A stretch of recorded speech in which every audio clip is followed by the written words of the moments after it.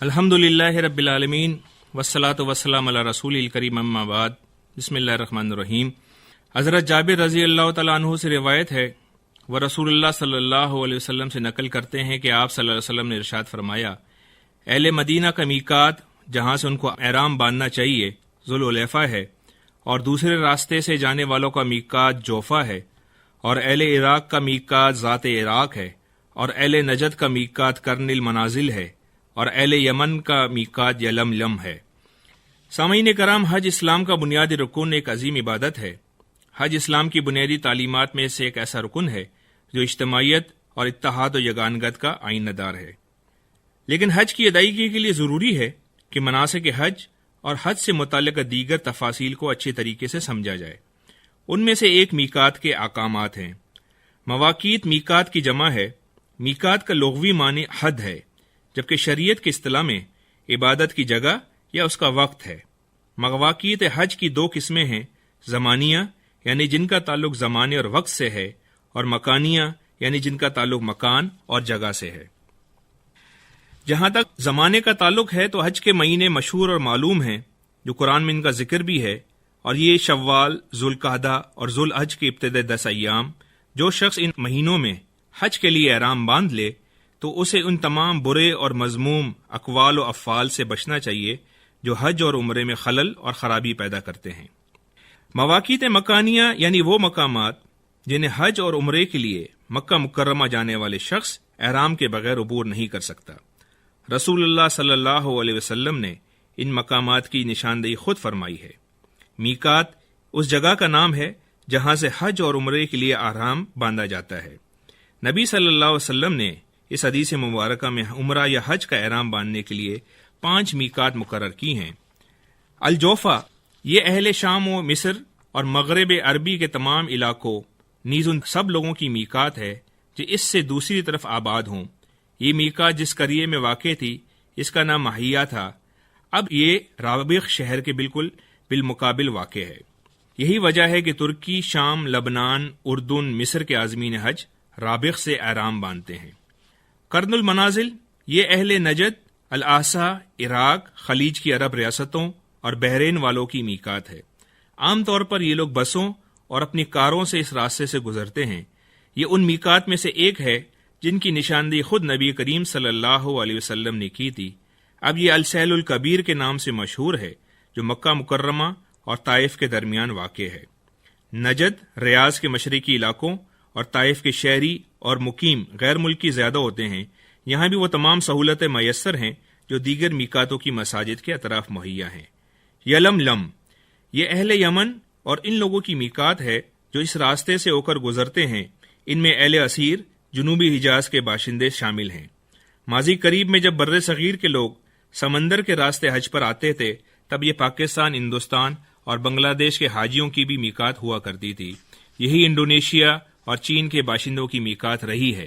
یمن کی سمت سے آنے والا کوئی حاجی جو حج یا عمرے کی نیت سے آ رہا ہو وہ یلملم سے بغیر احرام باندھے آگے نہیں گزرے گا۔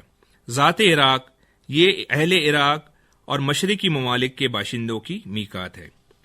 اس کے علاوہ جو لوگ ایسے میقات سے آ رہے ہوں جہاں میقات نہیں پڑتی، ان کی میقات کسی بھی میقات کے بالمقابل آنے والا مقام ہوتا ہے۔ یہ سہولت رسول اللہ صلی اللہ علیہ وسلم نے دے رکھی ہے۔ ان مواقیت کی تعین میں حکمت یہ ہے کہ بیت اللہ عظمت و شان والا مقام ہے تو مکہ مکرمہ ایک قلعے کا درجہ رکھتا ہے، جبکہ حرم کو ممنوع علاقہ قرار دیا گیا ہے، اور حرام یعنی مکہ سے مراد وہ مواقیت ہیں جن کو حج یا عمرہ کرنے والے کے لیے بیت اللہ کی تعظیم کی خاطر حالت حرام کے بغیر عبور کرنا جائز نہیں۔ اس میں چند احتیاطوں کی ضرورت ہے۔ حج اور عمرے کے لیے ہوائی جہاز پر جانے والے مسافروں کو چاہیے کہ سوار ہونے سے پہلے غسل کر کے احرام کے کپڑے پہن لیں۔ جب وہ میقات کے برابر آئے تو احرام کی نیت کریں اور جہاز ہی میں تلبیہ کہنا شروع کر دیں۔ بعض حجاج کرام ہوائی جہاز سے اتر کر جدہ کے مقام پر احرام باندھتے ہیں، حالانکہ اس قدر تاخیر کرنا ان کے لیے قطعاً جائز نہیں، کیونکہ جدہ کوئی میقات ہے اور نہ احرام کا مقام۔ وہاں احرام باندھنا صرف ان کے لیے جائز ہے جو وہاں کے رہنے والے ہیں یا جو وہاں سے حج یا عمرے کی نیت کر کے چلتے ہیں، اور جو ان کے علاوہ ہیں۔ اگر ان میں سے کسی نے جدہ سے احرام باندھا تو اس نے واجب کو ترک کیا، جو کہ میقات سے احرام باندھنا تھا، لہذا اس پر فدیہ لازم ہے۔ اس غلطی کا ارتکاب بہت سے لوگ کرتے ہیں، اس لیے ہم نے اس پر تنبیہ کرنا ضروری سمجھا ہے۔ واضح رہے کہ میقات کا علم جہاز کے حملے سے پوچھ کر ہو سکتا ہے، یا وہ اندازہ اور کوشش کر کے معلوم کر لے۔ اگر اس نے ایسا کیا تو اس نے اسبِ طاقت واجب ادا کر دیا۔ اگر اس نے اس کے بارے میں سستی اور لاپرواہی کی تو وہ خطا کا مرتکب ہوگا اور بغیر عذر کے واجب کا تارک ہوگا، جس سے اس کے حج اور عمرے میں نقص واقع ہوگا۔ جس شخص نے احرام کے بغیر ہی میقات کو عبور کر لیا تو وہ واپس لوٹے اور میقات پر آ کر احرام باندھے، کیونکہ یہ ایسا واجب ہے جس کا تدارک ممکن ہے، لہذا اس کا ترک جائز نہیں۔ اگر وہ واپس نہ لوٹا اور جدہ وغیرہ ہی سے احرام باندھ لیا تو اس پر ایک سالم بکری، اونٹ یا گائے کا 7واں حصہ بطور فدیہ ہے، جسے وہ خود نہ کھائے بلکہ حرم کے مساکین میں تقسیم کر دے۔ ہر مسلمان کو چاہیے کہ وہ دینی امور کو اہمیت دے کر ہر عبادت کو مسنون طریقے سے ادا کرے۔ انہی میں سے حج عمرے کا احرام ہے۔ مقررہ میقات پر احرام کی نیت کرے اور احرام باندھے بغیر احرام کی میقات عبور نہ کرے۔